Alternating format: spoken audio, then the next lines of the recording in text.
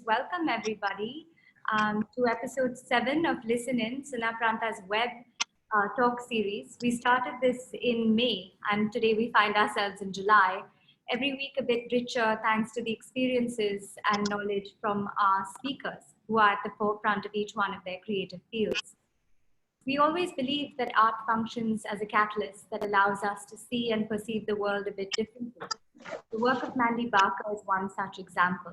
She's an award-winning photographer who has captured my imagination not just with her arresting and disarming photographs, but also with her relentless pursuit of a subject that makes each one of us aware of human behaviors and the impact we are having on our global ecosystems.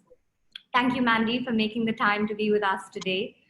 And I'm really looking forward to this. Thank you very much for inviting me to speak and be able to share, hopefully, my expedition from Henderson Island, where I'll just show some documentary images of the travel and the way to get there, and then the 3 projects that I've created as a result of the experience. Yeah, so as I said, the expedition took place exactly a year ago in June 2019. I was very lucky to be invited to be part of the team alongside scientific researchers, a cleanup team, journalists, people who are documenting for communication purposes, to create as much of an interest as possible surrounding the expedition. We actually arrived on Henderson Island coincidentally on World Oceans Day, the 8th of June last year, and I was actually kind of quite blown away by the amount of plastic that was, on my sort of feet when I landed from the cliff edge of Henderson Island. So I'll be able to show you these images of the journey. The expedition was kind of turned on its head because, as we all know, nature kind of can take over with these situations, and 3-meter swells led to different access of getting to the island. So we had to access the island from the north point instead of the east point, which was going to be quite an easy journey to just sort of turn up in a rib boat onto the island. So consequently we had to navigate kind of headlands of high flowing tides and hack across sort of the plateau of jungle and coral floor, which is it's a raised coral atoll. So there were a lot of difficulties in getting to actually begin the work and start to photograph the plastic. Sometimes when you see, finished projects of work, you don't really know the extent of the effort that's gone into actually getting there, or the amount of time that the photographers maybe taken to research the subject, or all these kind of things. So I thought it would be interesting to share, images of sort of the journey in getting there, alongside the final created series. Maybe Mandy, could you let us know when did the ocean start to talk to you? When did you start working on marine conservation in a more dedicated manner? Yes, well, my work with plastics began 10 years ago, and it was really a personal experience. My own interaction with finding plastic on my local beach. I've previously been aware of environmental issues, but I wasn't an activist or, particularly overly concerned with, kind of making people aware of things. So when I sort of saw this plastic washing up, it just really affected me in a way that I wanted to let other people know what was going on. Maybe people who didn't visit beaches and didn't realise the amount of plastic that was washing up. And the more research I did, the more I wanted to, kind of do something. I didn't know at that time what it would be, but it coincided with a photography MA that I was doing at the time, because I'd always been interested in photography all my life. And I thought this would be the perfect subject to photograph, purely to let other people know what was going on. I've done photography before on a previous course, but I realised that I wanted to use it as a tool to inform people and to educate people about an issue that I believe strongly in, and wanted to let other people know what was going on.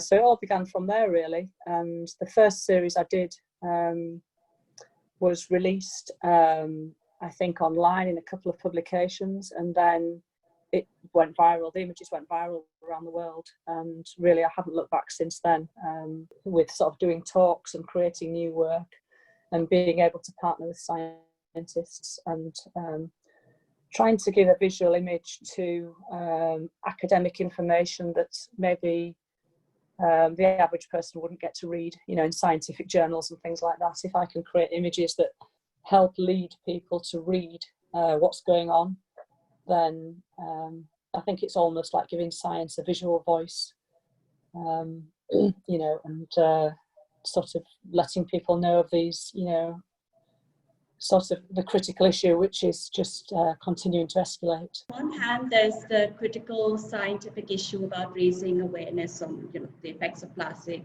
on our ecosystems, but on the other, a lot of the discarded belongings that you find in these places are actually, you know, old belongings of people. I remember that you had shared with me a few months ago this article that was published in the BBC about a girl who visited your exhibition who found, you know, in one of the scientific display cases, a mixed videotape that she had lost 12 years ago at sea. So a lot of these objects, you know, have a history and they have a past, and then you take them and you know, give them new meaning and identity. Is this process emotional? Yes, all these objects, you know, have started on land, you know, whether they've been lost at sea through shipping containers, through whether they've been blown from land, entered rivers through bad waste management, and then ended up in the sea. It's safe to say that more or less all the plastic has been handled by man in some way and has ended up there. And of course, there's, you know, emotional kind of responses to the type of things you find. Not especially the particular objects of plastic, but I think the emotional responses from the places where they end up, and from finding like a cigarette lighter or a bottle top in the stomach of an albatross chick, you know, finding these plastics in, you know, that have been ingested by animals, by birds, and the way that it affects the ecosystems and biodiversity of these unique lands and islands. By using different objects, I try to engage the viewer, try to shock them with what I found, and you know, sometimes by doing that I can find unusual objects and I can use those in the images to, you know, highlight larger than the others, say, to kind of draw the viewer in. For instance, I made work in Hong Kong, and I found children's sweet wrappers which were quite visually aesthetically pleasing, and they were sort of plastics moulded out of all different animals, and they looked, you know, quite interesting as an image. And then in the background were all the medical syringes that I'd found along the same beach. So to draw the viewer in to look at the animals of these plastic wrappers, and then to look in the background and see these shoals of swimming syringes that were found in the same place, is a way of engaging the audience, you know, with this emotional interaction of, you know, these kind of shocking, hazardous things that are found at sea. But it's also, I mean, and it also reminds us of how we are somehow connected to all this waste that is floating around in our oceans. And also, I think on some level, the works also invite us to think about the choices we are making and also what we're leaving behind. But at the same time, working in the field is very much part of your process. So why do you feel the need? I mean, in a lot of the images, you know, the objects seem like they're extracted from their origin. Why did you feel the need to, you know, remove them from their context and recontextualize them? I think in the beginning, when I first started photographing plastic, as I found it on the shoreline, people weren't really interested. I mean, you go about your daily life now and you see fly tipping, you see litter in the street, at the side of motorways, roads, wherever it might be, and people are kind of anaesthetised to that now. They don't really see it anymore. And I realised when I produced these images of the beach in a similar way, where they were just sort of scattered on the shoreline, you know, trying to make them interesting, people weren't really interested. And I realised I needed to do something different to draw the viewer in. I needed to make something more appealing visually, so that people saw the images and thought, oh, what's that? Let's have a look. And then when they read the caption, they're kind of shocked and they get this stab in the back almost of what I'm representing. So it's done on purpose to create these beautiful images to then draw the viewer in and inform them of what's going on at different points around the world and in different locations. But do you feel by recontextualizing the objects that we are absolved of our responsibility? I hope not. If I did that, I have to believe that what I'm doing is, does make a difference and that people react to it in a positive way. And I've found this through, kind of questionnaires that I leave at my exhibitions. I leave them out for people to make comments. Has it moved you? Has it made you think differently about plastic? Will you refuse plastic when you don't need it? What can you do to do anything more? So people do respond very positively, and they do let me know that they've learned things from viewing my work, which is very important. But at the same time, we've got to be mindful that, it's not our fault, really. Corporate companies have kind of made us sort of think that we're responsible for disposal of plastic, when really it's the manufacturer's responsibility for the end of use of plastic. They're putting the plastic out here and they should be responsible for what happens to their waste plastic at the end of the day. I mean, to further educate people about how to recycle and all that sort of thing is, not the way it should be going. We should be stopping producing plastic that's not recyclable, because after all, we've only recycled 9% of all plastic ever produced on the planet. So manufacturers' responsibility that needs to sort of be changed. And the mission to Henderson Island, it was not the first mission that you've done. So what has it been like working on the intersection between art and science, and how challenging are these missions? I seem to have chosen two quite challenging missions that I didn't realise at the beginning. The first was in 2012, where I crossed the North Pacific Ocean from Japan to Hawaii. And this was a result of the Japanese tsunami and the debris that was kind of entered the ocean as a result of the tsunami. And this, again, was a very challenging and seemed to have very rough seas on both trips that I've been on. And very difficult working conditions, because these vessels can be really, really rough, and you're trying to photograph with things rolling around on the black background.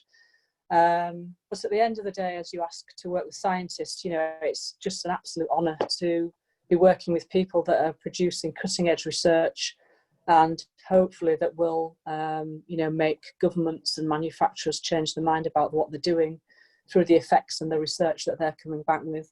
And to be involved in that and to be able to represent their work in any way is, something that I never ever would have imagined I would be able to do. So, it's a huge honour to be able to go on these expeditions. Do you consider yourself an activist? And what do you think needs to be the role of the artist working? I would say I have to be some sort of activist. I would probably like to call myself a passive activist. I'm active in, a politically engaging subject. So in that respect, I'm letting people know and trying to change political views and decisions. And for anybody working in similar fields, my advice to them would be to believe in you've got to believe in your subjects passionately. When I first discovered this, I knew at the time that it's something I'd never turn away from, because it shocked me so much. And I thought, if it shocks me so much, surely other people will be equally shocked and probably keen to know what's going on. So whatever subject it is or whatever issue you represent, I think the passion and the drive is kind of shown in your work, and just try and get it out there as much as possible. I mean, I started, sharing it freely on many different online publications and through social media. And as people begin to, build up a following and, kind of see the images, they repost and repost and repost. And that's how things, get seen around the world. And that's been true of my work in many different series. Could you tell us a little bit about your process of working? Because it's almost like a ritualistic, very meticulous process of collecting the object, cataloging it, photographing it, then, you know, compiling it and presenting it, where the objects are then transformed and they seem like they're floating or suspended in this darkness. Yes, you put it so well. When really, I do just get handfuls of smaller types of plastic, the microplastics, and I do scatter them on a black background on the floor, and I photograph them from above. Then I use the medium-sized pieces of plastic and then the larger pieces, and I literally just take a photograph of each of the layers and then just sandwich the layers together in Photoshop. So I don't manipulate anything at all, and all the plastic is unwashed. So I like it to be exactly how it was found in the sea. And the only sort of digital, you know, addition is to just put the layers together, and mostly the layers just sort of, it's where they fall that the image is created. There might be a bit of tweaking at the end, depending on which sort of image we're talking about. But basically, I like the random scattering of the plastic because that represents how it randomly accumulates in the sea. And I like to kind of reciprocate as much as I can what I find and in the situation I find, you know, into my images. Mandy, I would love if you could tell us a little bit about your penalty project, because a lot of us look at plastic and look at either a plastic bottle or some kind of wrapping around something that we discard, but we don't think of the other objects that are marine debris at the end of the day when they're abandoned. Goa is, of course, a coastal place where you see a lot of people play football along a beach, along coastline in general, and sometimes they're abandoned there. So could you talk a little bit about this project, which brought together, I want to say 760 footballs from across the world, marine debris, but I could be wrong on that number.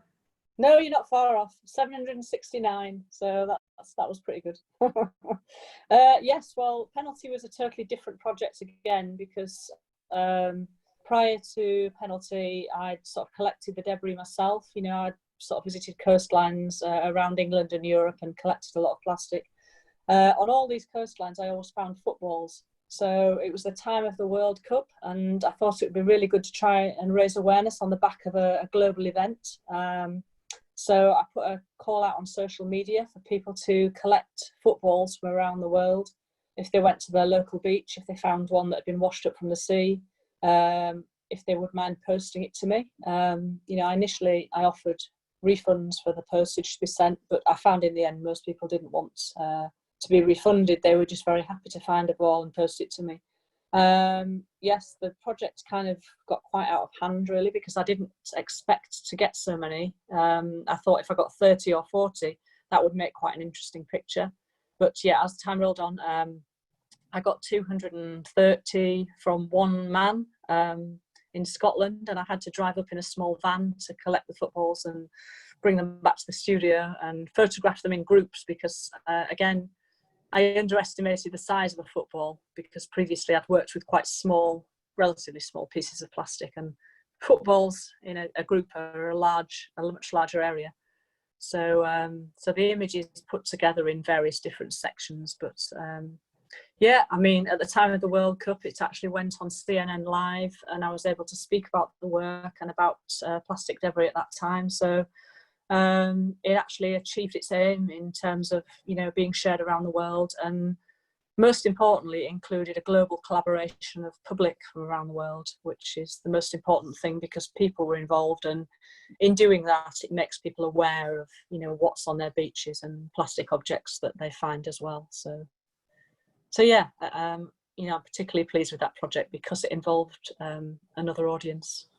Yes, so these are the large groups of footballs. This is Penalty of the World that you're seeing at the moment, and this is 769 footballs collected from around the world. This is Penalty Europe and Penalty the UK.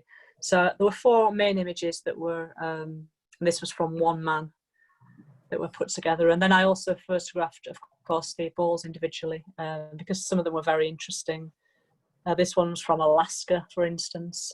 They came from all over, from Africa, from Guadeloupe, from Spain, from Hong Kong, from Portugal, everywhere. So it was very interesting to see the type of ball and where it had been recovered. And the balls tell many stories. You know, some of the balls have been from many different European and World Cups. their replica balls from these different specialist matches. There was a ball from the Australian Olympics, you know, and lots of different stories behind each individual ball as to where they were found and, you know, who recovered them. So all in all, it made for a really interesting collection and story about marine debris. Yes, so basically the presentation is about 15-20 minutes, and the first sort of 10 minutes are basically about the journey to the island, and the last 10 minutes are about the 3 projects that I created as a result of this amazing experience, which I've already spoken about, which happened exactly a year ago. So why go to Henderson? Basically because in 2015, scientists deemed it as the most plastic polluted beach in the world. And here you can see the research that came out in 2017. There's a picture of the beach there, and, you know, describing the science behind this totally remote place on the planet. So basically the idea was to go and raise global awareness of the marine plastic issue, but also make notice of the Pitcairn Marine Reserve, which is an incredible underwater marine reserve, which is one of the, you know, most iconic in the world. And the idea was to clean up the beach, to bring scientific research, try and reuse some of the items that were cleaned up from the beach, and also to communicate what we found when we were actually on the trip. So when I was asked to go on the trip, I had no idea where Henderson Island was, and basically I just Googled it here, and the image I got was just an image of a red dot with just a whole blue screen of sea. And when I realised where it was, I realised, you know, it was going to be really hard to get to. So one of the most remote places in the world. So as you can see, it's more than 5,000 kilometres from the nearest landmass of South America and New Zealand. So my journey began at the end of May last year, and I flew to Tahiti, then a very small plane to Mangareva, which is one of the French Polynesian islands. And this is where we got on the Bravo Supporter, which was the ship that was going to host us for the whole journey. We then sailed 2 days to the main Pitcairn Island, where we picked up one member of the team and supplies, and then we sailed on to Henderson Island. So even from Tahiti, it's still a long way to go. And we actually finally arrived in Henderson on the 8th of June, World Oceans Day. So this is Henderson Island, and this is a view from East Beach. And as you can see, it's one of only 2 raised coral atolls in the world, of which this is the best example of a raised coral atoll, where basically the ocean floor coral reef has risen up, as you can see there, about 15 metres to create this plateau of coral. So looking from East Beach, this is the way we were supposed to enter the island, and you can see the sort of the tint of the ship from East Beach there, and this was supposed to be the access, but due to unprecedented weather conditions and 3-metre swells, that access had to be aborted, and we had to switch around and access from the north part of the island, which you can see the ship there, and we were transferred by rib. We had to walk 1 kilometre up the beach, climb over the plateau, and then down the cliff onto East Beach to start our work. So this is the ship in the top left-hand corner, the Bravo Supporter, and to and from the ship we went by rib, which is in the top right-hand corner. The first kilometre we had to do along the beach also had 3 headlands which were tidal, and often, you know, we had to sort of wade through with our equipment just to get to the base of the cliff. So this is an example of the raised coral atoll. So on the top of the plateau, this is coral that has been raised from the sea floor. So it's not just, you know, walking across a nice smooth path on the top of the plateau. You're actually kind of tripping over and stumbling around these pieces of razor sharp coral. So yeah, some of the effects of the first day's walk are on the bottom right hand corner.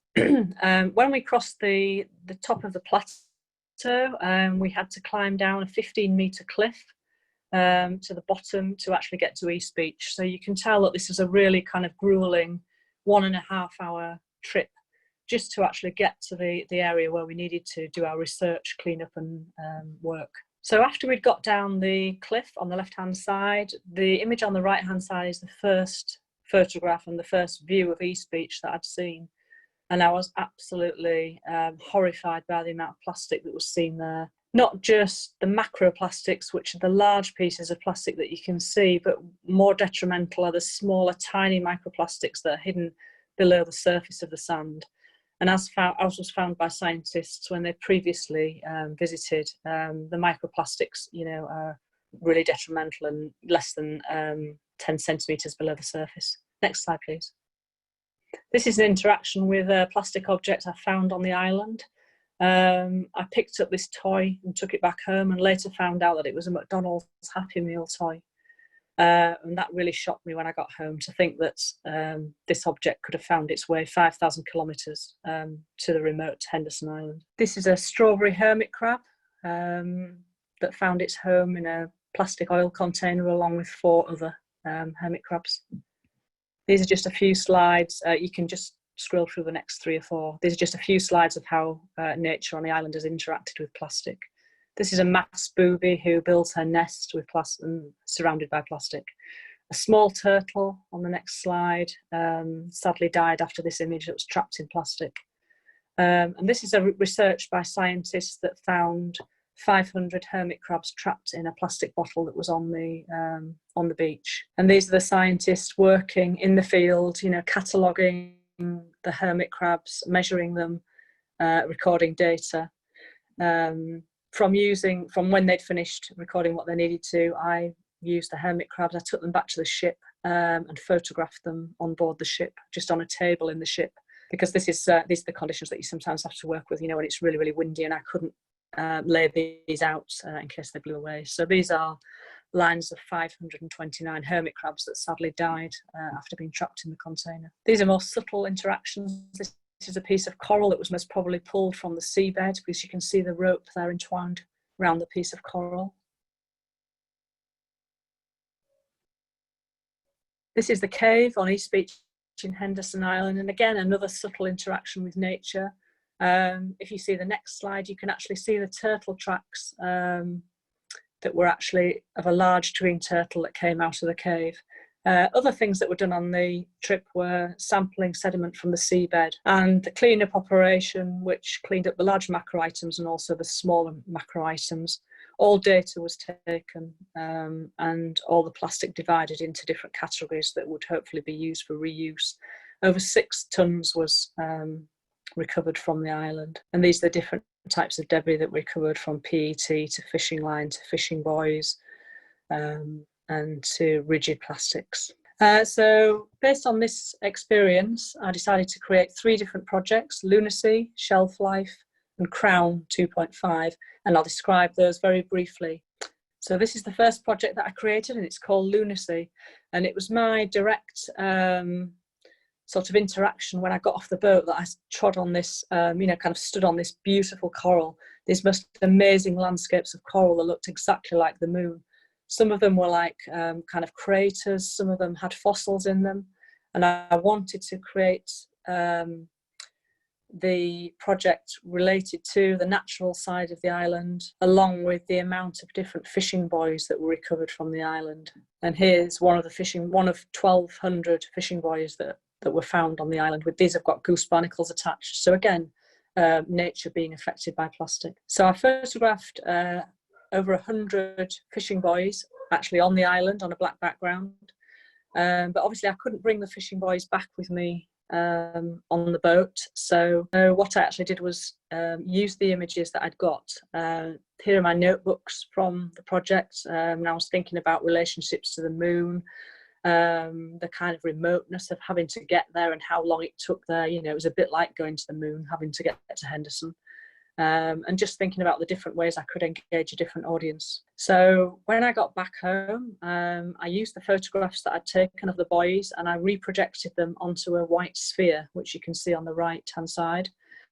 I also used the plastic shards and objects that I'd collected on Henderson to create a background that created this almost spatial Milky Way-like background, and this was projected onto the other side of the screen. So these are the final images. They're single shots of the projections I've taken.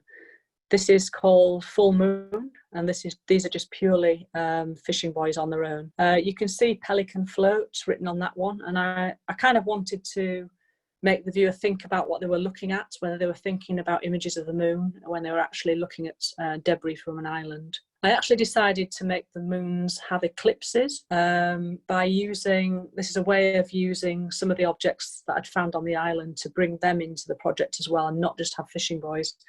So this is the way I did it. I was using projection, and I was hanging further objects on fishing line and hanging them in front of the projected images of the buoys, which created these shadows and ellipses. This is an example of that. This is a more obvious example using a plastic soldier that I found on the island. This is a more subtle. This is using an Epsom inkjet cartridge, but I quite like the way that you couldn't actually determine the objects from the eclipse. This is a very small round fishing float that was used to create an eclipse. This is a selection. So I ordered the different fishing buoys in the colours that I'd photographed on the island. So they created these almost rainbow colours and quite beautiful again, hopefully to draw the viewer in and make them question what they were looking at. And at the end of the series, I decided to take photos of coral on Henderson Island and project those onto the white sphere as well, and create 8 new moons, I'd like to call them, because these images have no plastic in them. So these are actually highlighted areas of the coral on Henderson, and the particles around and the dust around are actually coral dust, which I ground down and used in a smoke machine to create these kind of lunar images. So this is representing Henderson Island and the way I would like it to return to. So the image has no plastic in it, and it's just purely coral. So this is the full set of 70, I think there's actually a few more. This is a detail of the full set of 76 different interpretations of plastic alongside coral. I also decided I would show the items used. You can just flick through these, the next couple of ones. Plastic bottles, the McDonald's toy, fishing float and the army man. This was quite an interesting one because this was actually a piece of melted plastic that I found in the cave. But when I photographed it from this angle, it seemed to me to look like a man who was bending over kind of in contemplation, or, kind of thinking about all the plastic that was surrounding him in this cave. I don't know what this is from or where it's come from, but it is a piece of melted blob of plastic, but I kind of like the way it means something to me. These are all the plastic objects that we used in that series to, again, highlight the different types of debris. The second series is called Shelf Life. This is based on the coral shelf of Henderson Island, relating to the man-made shelf where all these plastic items, it's safe to say, probably came from. Whether a supermarket shelf or a shelf at home or a manufactured shelf, they've all probably started their life on a shelf, travelled over the sea, and then ended on the coral shelf of Henderson. These amazing photographs were taken by Luke Hosty of Protect Blue, and I wanted to replicate these kind of images but using plastic. So this is the first image I created. These are 3-inch pieces of fishing line that have been kind of frayed and bleached by the sun, and I wanted to create these kind of coral accumulations to represent the amount of plastic that's actually flowed over them. This is a detail of the fishing line. Another image in the series I wanted to create of was from bitten and containers that had bite marks taken out of them. This is photographing these objects in the cave. So all these containers and objects there have had bite marks taken out by turtles or fish or sharks. You can see here in detail the actual bite marks taken from the containers. So it's uncertain to know whether the creatures have ingested this plastic, but shocking to see the creatures that are actually ingesting, sort of eating and biting. This image is based on all the toy soldiers that were found on the beach. We found many toy soldiers, toy car wheels, and lots of different toys.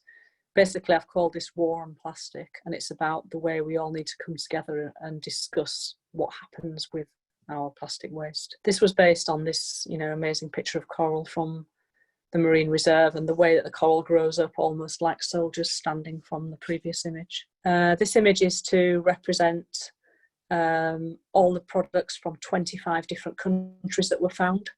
25 different countries from around the world as products have entered, the ocean, and wherever they've come from, whatever part, they've all ended up on Henderson Island, and I think that's a really shocking reality. This image is to make reference to 45 different recognised brands that were found on the island. Everything from shampoos to deodorants to all manner of products, from shoes to I can't think of anything else. But everything you can see there is branded with a corporate logo. These are the details: inkjet cartridges, pen tops, wheels, combs, toothbrushes, coffee lids, shampoo bottles, hazardous waste containers, you name it, we found it. This is the third project. This is called Crown 2.5L. This is an image of my storage of plastic at home, and highlighted there is one of the containers that I decided, along with a colleague, to make a camera from. This is actually a chicken feeder, and it was recovered from the east coast of England, and it's something I've had in my store for a while. And I had a discussion with an old photography teacher that I knew, and we decided it'd be a really good idea if we could make a camera from debris itself. So my tutor, along with his brother, came up with the idea of designing the camera, and I provided them with debris from different parts of the world, because I thought it'd be really good if a camera could come together to be a functional camera, but made from all these different places. So this is the final camera with the reconditioned lens. From 9 different countries and 9 different oceans around the world. All different parts came together to make this working camera. So I took the camera all the way to Henderson, and the first piece of plastic I found in the cave was a toy wheel, which was stuck onto the camera, and that was used to turn the camera's focus in and out. So it was really good to find the final piece on Henderson and then begin to first using it on Henderson. So I used the dark cloth, and the camera took medium format film, so it had a cassette in the back, and the image was obviously upside down, and then took the images. So these are the images that were created through the camera, and it's almost like the debris, taking photos of debris itself. I didn't want the images to be perfect photographs especially. I was quite liking the way that there was light leaking in from the side, and that, debris in the oceans is a fault, it's a mistake by humans. It was a great invention, plastic, but it's what we've done with it and where it's ended up that is a huge problem. And I like the artistic interpretation of some of the way that these images came out. This is a double exposure of a child's toy gun that was found on the island. And to end with, I did actually get a pretty good shot of a masked booby sat there.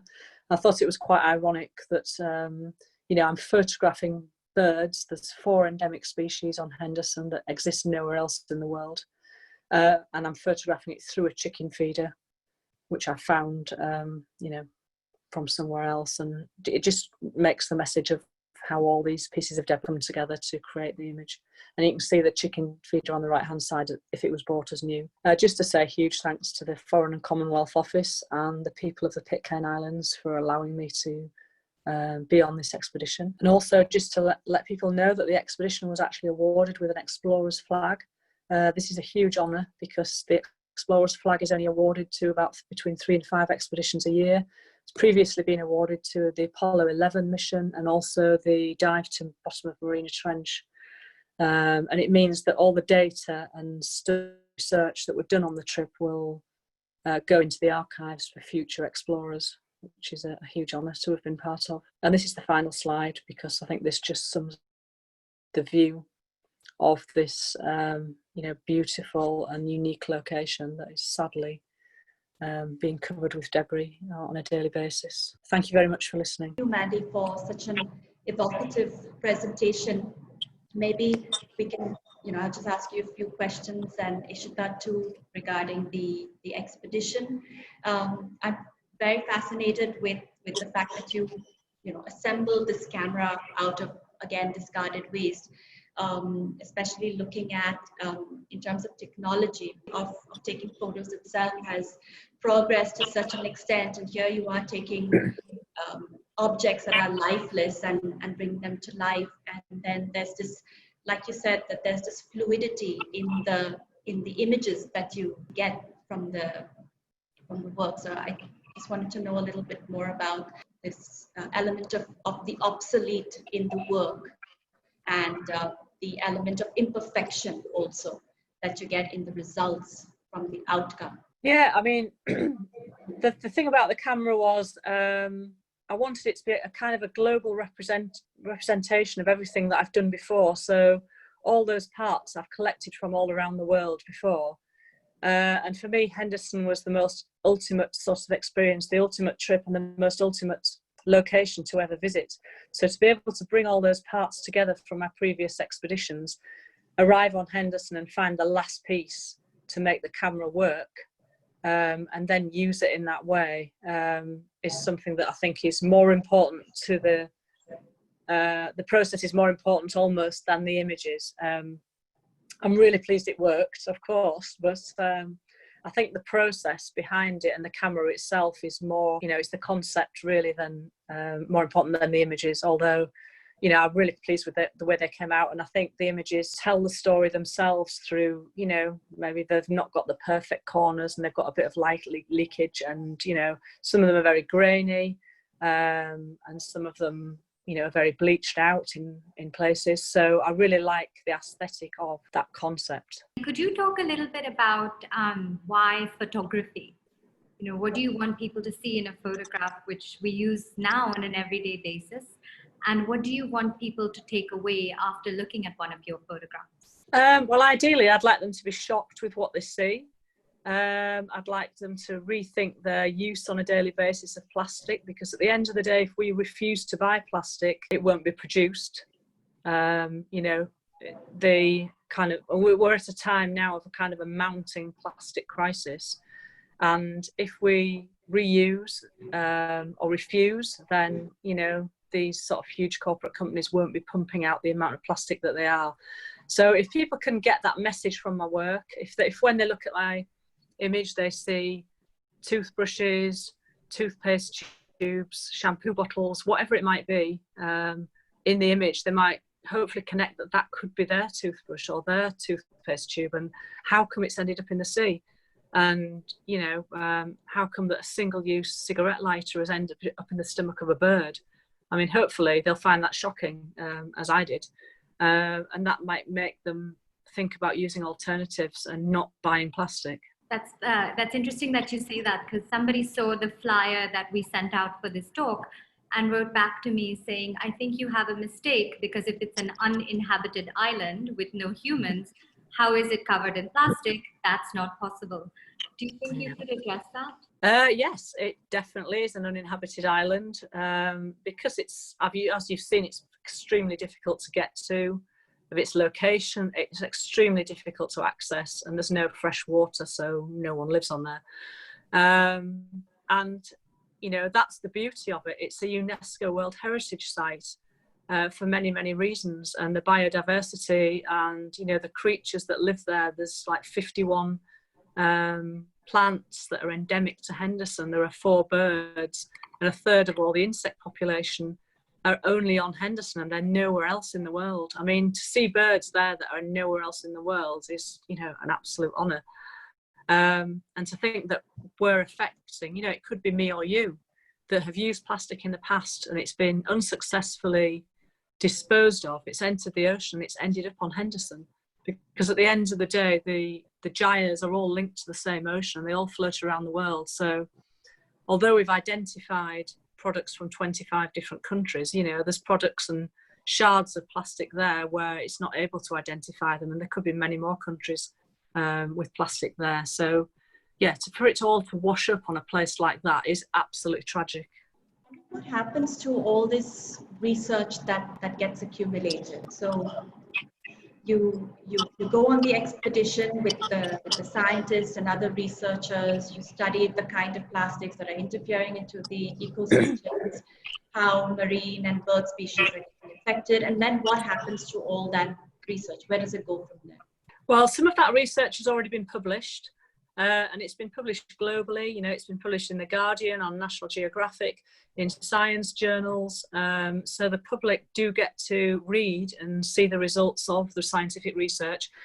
Science takes quite a long time to, fully, get the reports through, and it has to be passed by different bodies. So there is still more scientific research to come from the trip. of which, will be groundbreaking in terms of things discovered.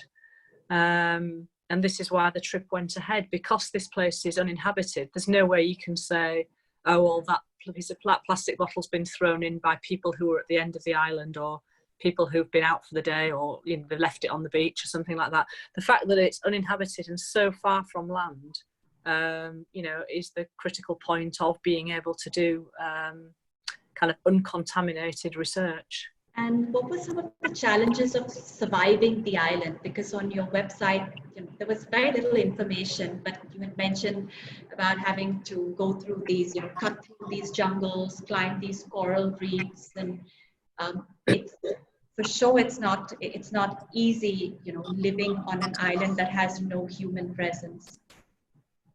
No, it isn't. But I think when you're so fixated with getting to the place, and you've been waiting. I mean, the trip was postponed 3 times, so over 2 years. I've been looking forward to getting there, to having the opportunity, to being able to make work that can be shared with the world, and also the scientists that want to create the work and let people know about sort of current issues that haven't previously been found. And also from the cleanup point of view, to try and clean up temporarily, because obviously cleanup isn't the answer, because every day more plastic items will be returning to the beach. But temporarily, for now, to have a cleanup, it's just an unprecedented kind of opportunity that everyone would, want to get there and let people know about. Mandy, could you talk a little bit about disposal of plastic and masks and other things that we're now using increasingly in our everyday? And Climate had something on how many masks they expect to find on the bottom of the ocean floor. So if you could talk a little bit about balancing those two things that are obviously essential today, but could very much be marine debris. Yes, it's true. There have been a lot of articles and a lot of photographs and images of masks and gloves and PPE being found in oceans around the world, sadly.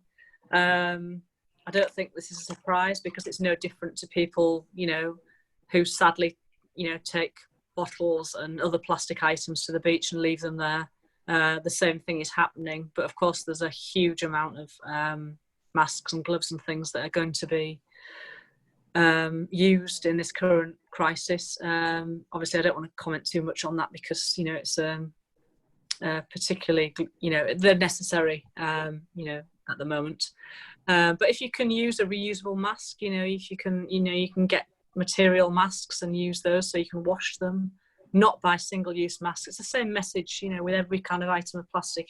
If it's possible to get reusable items, gloves and masks, then and wash them at home, do that, rather than buying the single-use, which at the moment we're not really sure where it's ending up and how it's being disposed of. So yeah, I think the same thing applies even in the current pandemic. We have a few questions from the audience. I'm going to start with one that asks, what happened to all the plastic from Henderson Island eventually? 1/4 ton was recovered on the ship, but due to the unprecedented weather conditions, most of the waste was tied up in the big orange sacks, tied all together at the back of the beach, and that's to be collected in the future by the Pitcairn Island, and people will be going back to remove the plastic from there. And there is the hope that that will be reused. The fishing buoys, definitely, the nets, and all the other rigid plastics are hopefully being shredded and maybe being used by the island communities for roofs or some other such products. So hopefully all of it will be removed, but hopefully most of it will be reused as well. The next one talks about what do you think of the current state of conservation efforts that necessitate international cooperation and resources, given the recent trend for countries to collaborate on such issues? Well, I think all countries have to come together, because, if certain countries are saying it's not their problem, then, they're mistaken, because all countries and, all individuals are all responsible for what happens to that plastic. I think it's safe to say that everyone uses plastic on some level. And, you know, we've got to sort of come together to stop manufacturers producing it, because if we don't buy it, then they won't produce this overconsumption. But, you know, as I said in the beginning, it's the manufacturers that need to take responsibility for the after use. You know, we use the products from the plastic container, and then where does the plastic container go? Where is the manufacturer to ensure that that either goes back to the factory and they look after what happens to it? You know, it's this end of use, you know, extended responsibility that is needed. And the pressure and the guilt shouldn't be put on the consumer. And this is something that needs to be addressed. One last question, Mandy. The voyage to Henderson was not the first expedition you've taken. Is there anything else on the charts? Not at the moment. I think going to Henderson Island would be very hard to beat. You know, it's somewhere that I would have dreamed of going, and can't believe I have been there. But, you know, there's many, many places now where plastic exists, you know, from the Arctic to the poles, from the surface to the seafloor, and there's always new expeditions and new research and new opportunities. So I wouldn't ever say no to anything, but at the moment. Thank you, Mandy, for joining us and taking the time. And thank you to our audience for joining us. But Mandy, thank you for sharing with us so many ideas and so many different experiences that you've had, which hopefully shock us and leave us a little bit in awe and change our behavioral choices just a little bit. Thank you very much.